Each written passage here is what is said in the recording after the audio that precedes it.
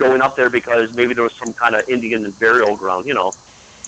Maybe they didn't want the Vatican up there because it's their land. It's like anywhere else. The the indigenous people don't want anybody on their land. Well, this was all their land. The Vatican the Vatican got their way up there, but they discovered something. When people were pressed and asked why the Hapashe Nation was rejecting the Vatican for using their observatory tower up there, the answer was staggering. They said, because to all indigenous people, Mount Graham is one of 4 of the holiest mountains in the world. And they believe that mountain is a stargate. Right. It's a portal to the... That's right. Yeah, so what you have here is you have the Vatican up there. Now, an interview took place in 1997. This is fascinating. Father Malachi Martin he was not some kind of, schmo that got picked off the street. This guy was at the highest levels of the Vatican. He was a translator of the Dead Sea Scrolls. He could translate something like 14 different languages. I mean, the guy was a genius. And he decided to leave the priesthood. He ended up writing books that were sort of against the Catholic Church in that he was exposing the Vatican for what it was. Well, when Art Bell in 1997 asked him the question about why the Vatican is up on Mount Graham, his answer was so cryptic. It was because at the highest level, this is what Father Malachi Martin said, at the highest level of Vatican government, they know what's approaching the earth, and it's going to be the utmost importance in the coming years to discover that. Now, what are they watching? I don't know. I think it's demonic ultimately. But Felix, get prepared, and Elisa, if you're listening too, get prepared. Something's big going to happen with the Catholic Church. I believe it. I feel it. And it matches somewhat of the Bible prophecies. The biblical prophecy is that there are 2 men coming in the world. There'll be birds here. They're going to be men. One's going to be the Antichrist. One's going to be the false prophet. And they are going to introduce to the world one world currency, one world religion, one world religion, one world currency, and then, I forgot the other one. One world monetary system. I think I said that. And they are basically going to rule kind of a dictatorship over the whole world. Right. And those who do not follow them will be put to death. This is known as Jacob's trouble. The Jews are going to go through the biggest trial. If you're Jewish, this is huge. You're going to have to take the mark of the beast, which is on your right hand or forehead, or you're going to be beheaded for your faith. But you're not going to be able to just skip out on it. They'll kill you if you don't follow them. The question is, will you be raptured before then? Yeah, I believe there are different views, but I'm a pre-trib rapture view, which means pre-tribulation. That's what most people call it. I guess you could say I'm a pre-Jacob's trouble rapture person. I believe that we'll be raptured before Jacob's trouble. Okay, now that's what I heard. Now, Chad, she's asking who you are and from what belief. She's asking who I am? My name is Chad Mary. I am a born-again Christian. I believe that the Bible is infallible. I believe the Bible is in favor of God's revelation. I believe He inspired men to write it. I am nothing more than a slave. Nothing more than I never wrote a book. I just love people and I love Jesus, and I want people to know about Jesus. So I am what you call a radical, born-again slave. That's it. I believe that the Bible is the revelation, the special revelation God gave man, so we can know God and make Him known. She goes, everything else in between is all in the Bible. She goes, agree, and then she said hi. She's been listening to him all this time. Yeah. Well, she's saying hi to him now, so. Now, I think you have a new follower, Chad. Only she's in Rhode Island. She's in Rhode Island. Mary Frances. Oh, you're talking about Mary. You're talking. Yeah, talking about Mary. Okay. Yeah. It's a good Catholic name, Mary. Oh, right. Francis. Well, right on.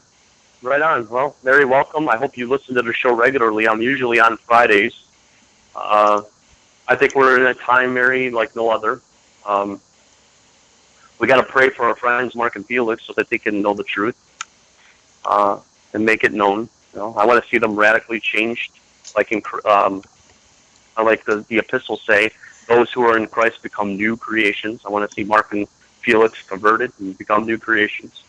By the way, Mary says, just like you, she used to be Catholic. Mary says. Well, so was I. So was I, Mary. I used to be Catholic myself. You guys have a lot in common. There you go. All right, guys. Well, hey, are we almost out of time, or what's going on? Yeah. We got this. I gotta move tomorrow, so I really gotta cut this show sort of short today. All right. Well, take care, guys, and I hope to talk to you real soon again. The Odd Couple, Mark and Felix. You got it. I will not be on Monday. I like that, Mary. Very good. What'd she say? She said the Odd Couple, Mark and Felix. The what? The Odd Couple. Oh, yeah, well, that's Mark us. And Felix. Exactly. Yeah, that is us. I would, since we're just about signing off, I want to wish all my Jewish friends or listeners L'Shana Tova, very happy and healthy, sweet New Year, 5776. I don't feel a day over 5775, but what can I tell you? Begins a 10-day, Sunday actually begins the 10 days of reflection. Okay, counting down to Yom Kippur. Are you guys celebrating Sukkot here this month? Yeah, you guys are celebrating Sukkot this month, right? Right. The Feast of Tabernacles? Sukkot comes after Yom Kippur. Okay, that's the Feast of the Harvest. Right. The Feast of the Harvest, Sukkot. Or Sukkot. Yeah, you better look up in the sky. Look up in the sky the night of the feast. Well, you're not going to be able to see it. It'll be over Jerusalem. But the night of Sukkot, there will be a full blood red moon above Jerusalem that very night. The Feast of Tabernacles.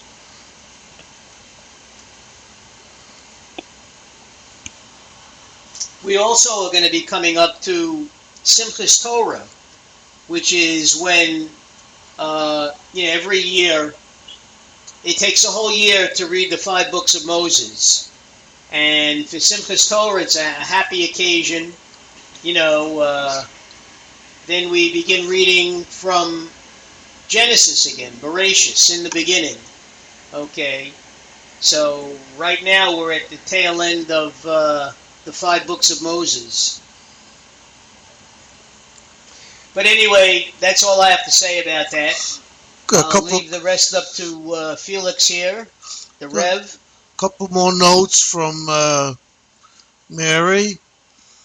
I'm not quite sure exactly what it means. She said Fest, M-E-F-E-S-T,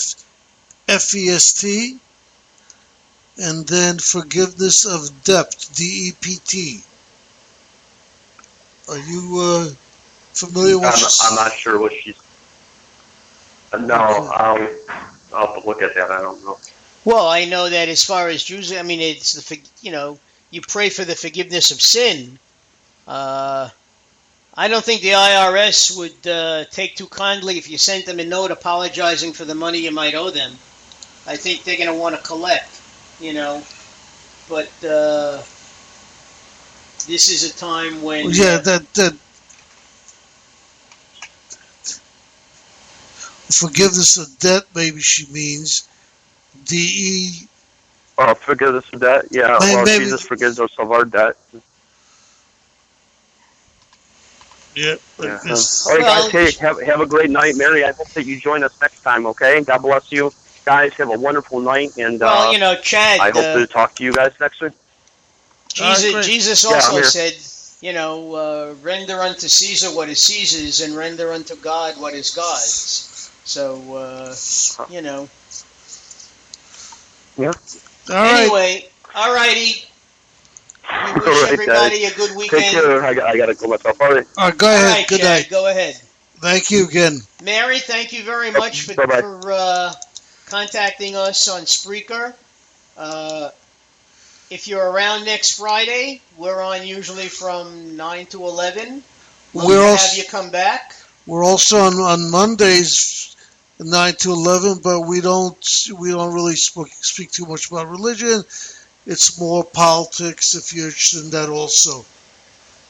And I would like to close, since we started the show talking about 9/11, just as, many people and we Jews refer to the Holocaust and say never again, and never forget.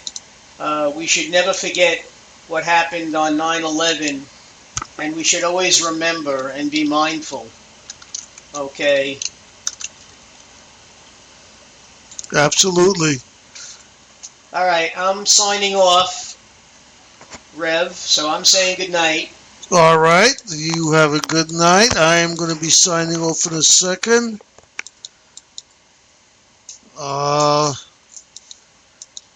And that's it.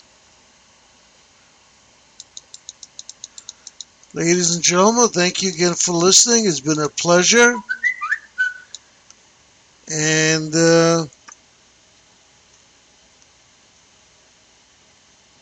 we'll see what happens. We'll see you on Monday. Thank you again, and good night.